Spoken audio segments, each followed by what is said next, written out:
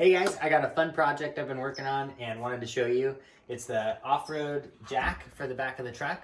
So I took just a basic Harbor Freight 1.5 ton jack that I've had around the shop for quite a while and just made a simple skid plate for it, spray painted it, and yeah, now it's riding in the back of the truck. This is how it sits. I got a block of wood to use as a post to help, lift up a little higher in some of the higher spots. Single strap holding it down. Nice and sturdy, so wanted to kind of show you how I made it. It's really simple and how you might be able to make one as well. So let's take a look. It's just ratchet strapped in here. You can pull it out. Let's see. There we go.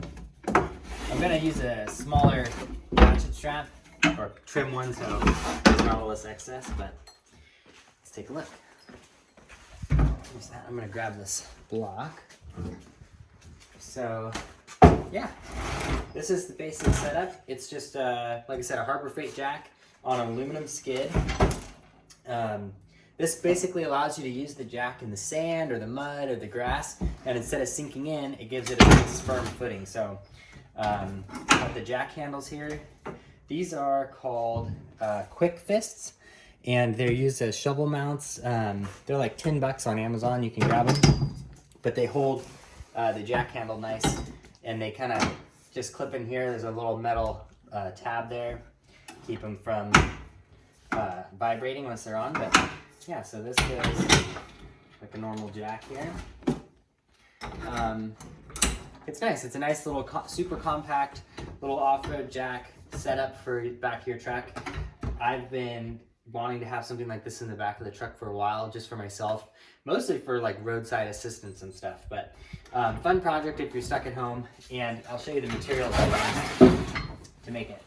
I got a sheet of aluminum.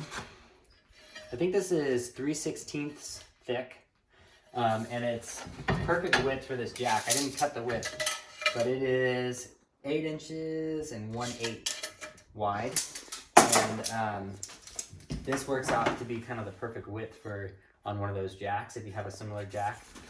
To make these bins, I scored it with the cutoff wheel on a grinder.